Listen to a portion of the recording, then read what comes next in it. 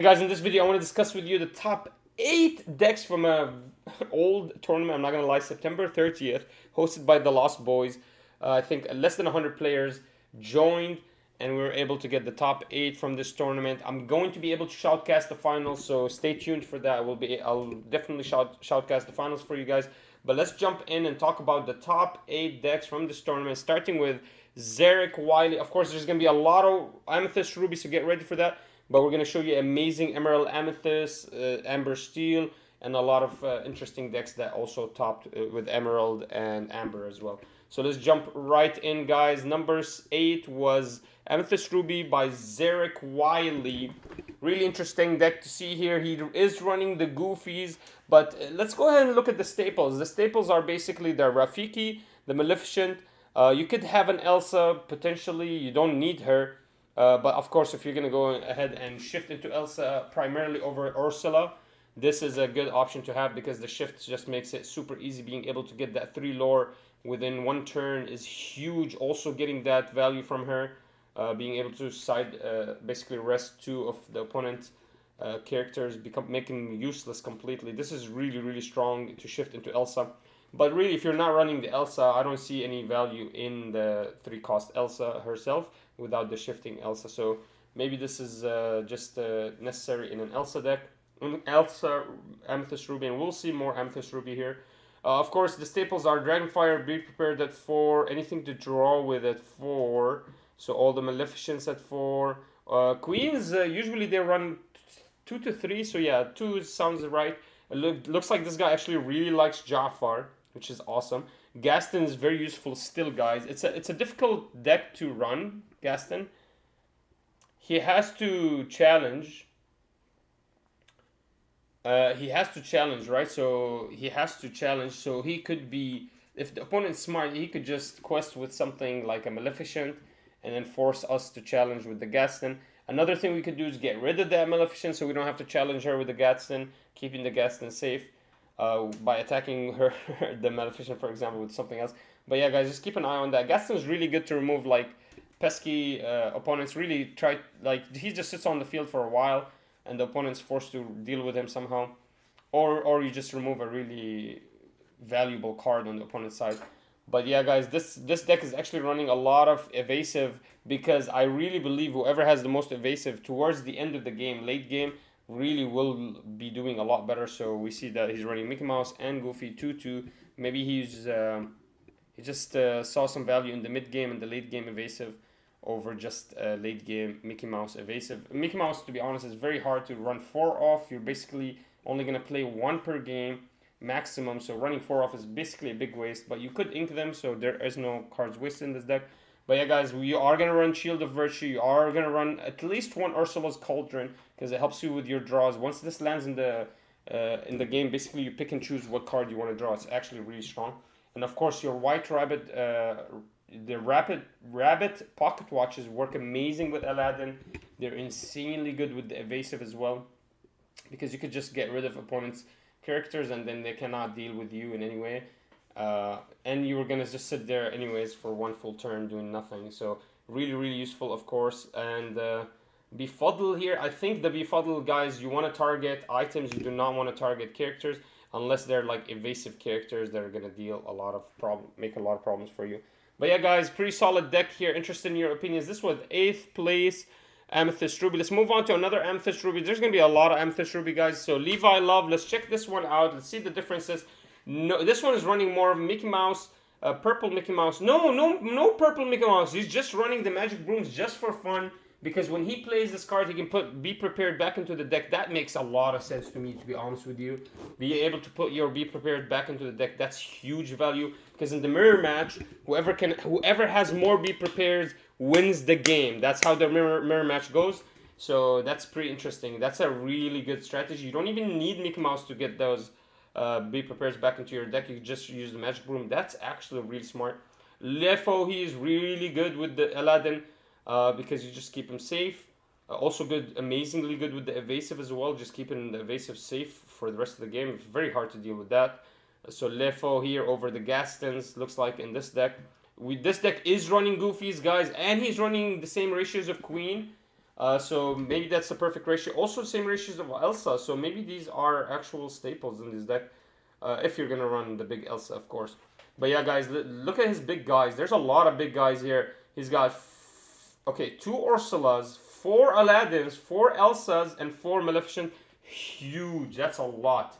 And then he actually added a lot more items. 1 more White Rabbit Watch and 1 more Ursula's Cauldron, just so you can actually search for them. I don't see any negativity in adding more White Rabbits. Now Ursula's, it makes sense why everybody just runs 1 off, maximum 2 off. You do not want to run any more because they just become dead in your hand. But yeah, guys, this one is running actual Ursulas. There's a lot of value in Ursula, so if you're able to play her, you basically gain the value immediately. Kind of like Elsa, she does gain that value immediately, but you're gaining a draw, you're reducing your opponent's power, and then he has to deal with Ursula somehow, and he's going to commit a lot of resources to get rid of her because she's 8 health. He has to get rid of her because of the 3 quest, the 3 lore ability. The ability to quest for 3 lore, so he's gonna get rid of her, but it's gonna be very hard for him to do that. It's just she's so healthy, she's so much healthier than the Elsa, so she just sits on the field longer. Like he actually has to commit actual resources like Dragonfire or something huge for her, and that's just gonna hurt him because you know, that saves your Aladdin, saves your Elsas, your Mickey Mouse is safe now, Maleficent is safe. There's really good value in playing Ursula, in my opinion, guys. Because immediately you gain the value from her. Your opponent, you draw a card, the opponent loses a lore, then the opponent has to deal with her immediately. If not, you get 3 lore next turn, and he still has to deal with her. She just sits on the field for the rest of the game. She's really good, guys. Let's move on, guys. Next is another Amethyst Ruby, Franklin Folks. Let's look at this really quickly. Really smart here, running the Magic Broom, but this one is actually utilizing Mickey Mouse. Besides that, there is no real changes. We just got rid of the Ursula's Cauldron. Maybe the 1 off just wasn't enough because it's very hard. There's no search ability in this deck yet. You can just draw sometimes. So it's very hard to search for your items. So it makes sense if you're not finding those 1 offs, you just get rid of them completely. This one's not running any Ursulas, instead just running 4 offs, the staples, and just keeping it like pretty aggressive actually. Yeah, pretty strong, being able to deal with a lot. I don't know why 4 queens, to be honest. I'm really interested to ask why 4 queens. Is she actually a good card? I know you can ink her if you don't need her, but is she actually a valuable card? Because sometimes I see a lot of Amethyst Rubies just opting away from her completely, just not gaining any value from her. But it makes sense towards the late game. If you have a queen, you can just keep drawing, and because of the small resources in hand, if there's no Wonderful World, you're going to be just so much ahead of your opponent. It makes total sense. Alright, guys, that was another Amethyst Ruby. Finally, we're moving away from Amethyst Ruby. We're going to do Amethyst Emerald now. This was an exciting deck I was excited about.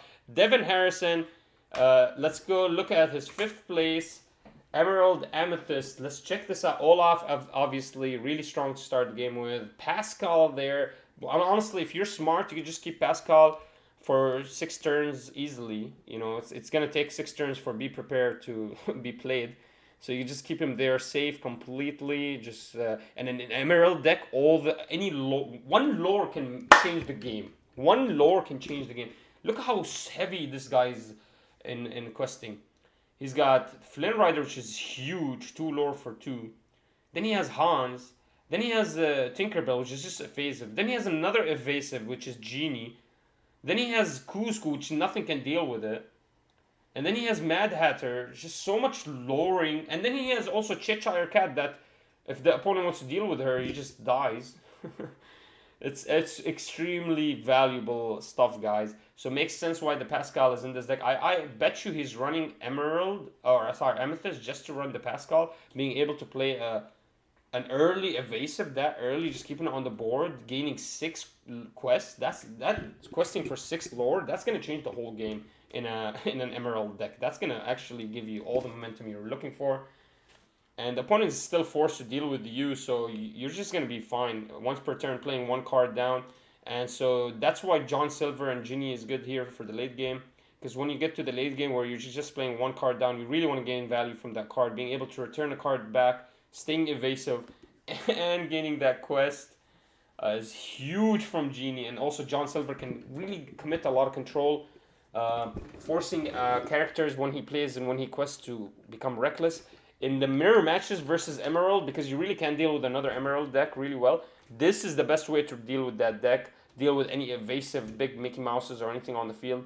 This is the best way to deal with it, is with John Silver. So it makes sense that it's running. He's running a couple of them in the deck. But yeah, guys, Mother Knows Best is some nice removal over Genie. Friends on the other side is smart to run in an Amethyst deck. And yeah, I really like the deck, guys. Rafiki is doing a lot of work. Jasper is there for some more quest control. And Megara is just there for a little bit more support. Really strong deck, guys. Really interested in your opinions. And let's move on to our 4th place Amber Steel, guys. Really interesting princess deck. I've never seen anything like this before, guys. Moana, I think, is one of his biggest cards here. Combined with the Rapunzel, I see insane value here. Just because if Moana and Rapunzel are on the field, what you could do is you can attack with Rapunzel or quest with Rapunzel. Go ahead and quest with Moana, stand up the Rapunzel, keep the Rapunzel safe, and then you know, you basically are utilizing Rapunzel a lot in this deck because you have Hades, you have Part of the World where you pick up cards from the trash, and so you're going to be utilizing a lot of the Moana, or sorry, the Rapunzels out, and so you're going to be healing a lot. So you're going to be able to keep this Moana alive and keep your other princesses safe because you keep restanding them. The opponent has to deal with this, and a really good way to deal with it is Be Prepared. So it makes sense why this deck is not just super popular. Be Prepared can really deal with this deck very well. But still, you're doing a lot of damage, and you have the Stitch here. When you play a character, if you have 2 characters already, draw 2 cards. So what's happening is you're keeping your characters alive so well that you just gain value now. And then if this Stitch lands at 8 health, and he's gonna be able to be healed super easy with Hakuna Matata. He's just gonna stay on the field for the rest of the game. So very interesting deck to see here, guys. I cannot believe this. This is very unique. A princess healing deck that recovers Rapunzels and just gives a little bit of aggression with Prince Eric and Captain Hook, just a little bit early aggression. Besides that, they're utilizing a lot of these princesses, and I'm actually surprised we didn't see any Cinderellas in here.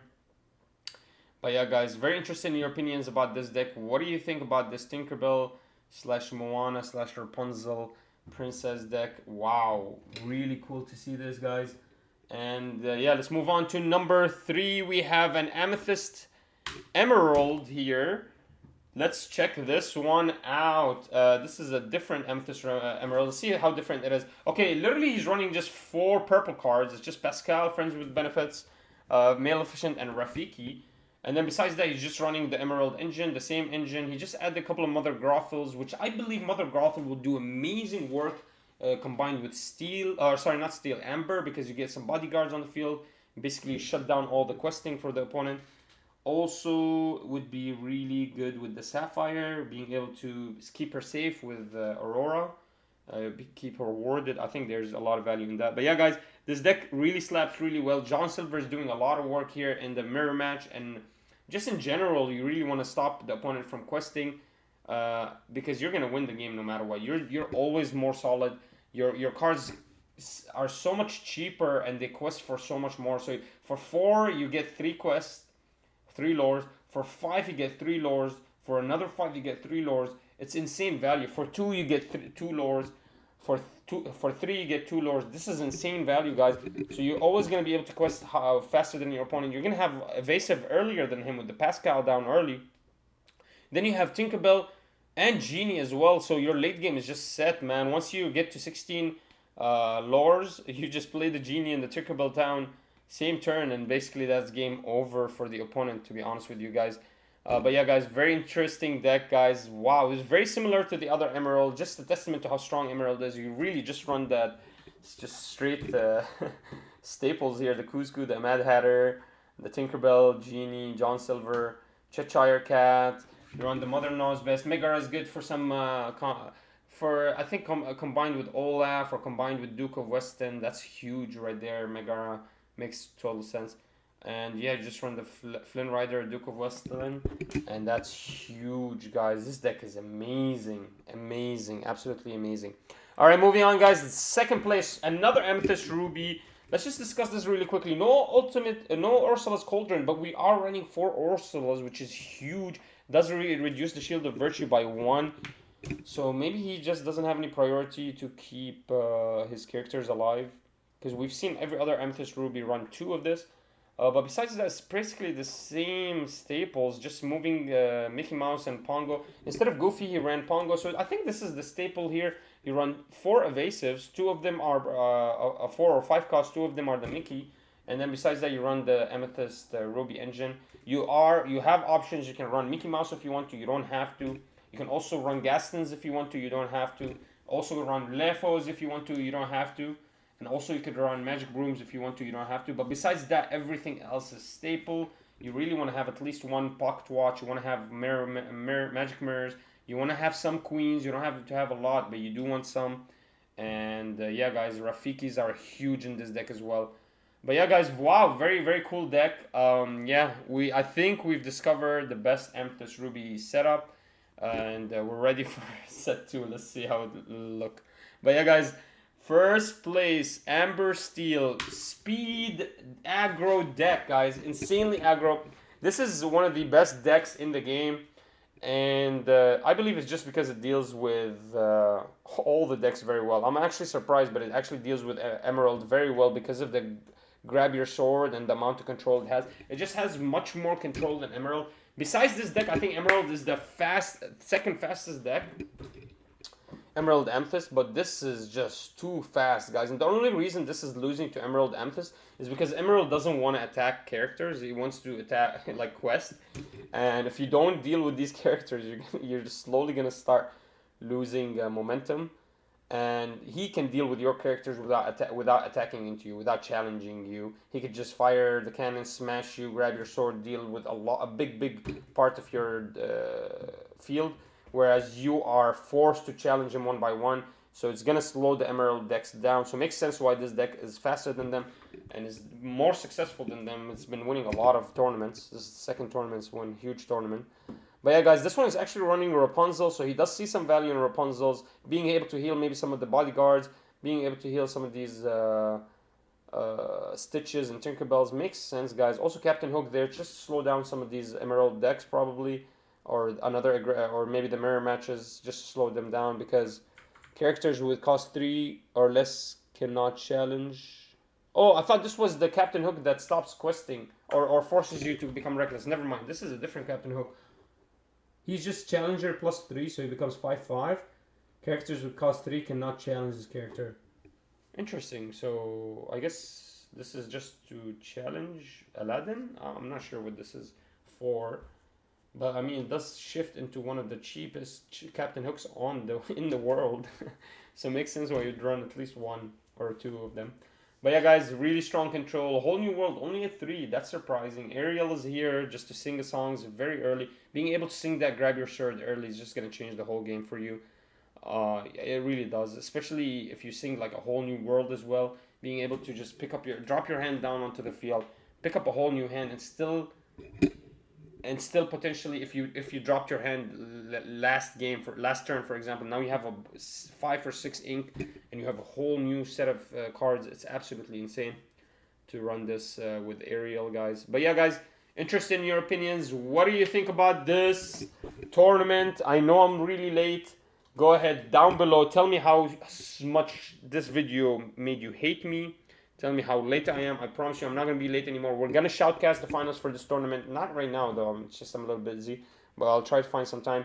But yeah, guys, interested in your opinion. Make sure you support our channel. I love you guys, and I'll see you soon.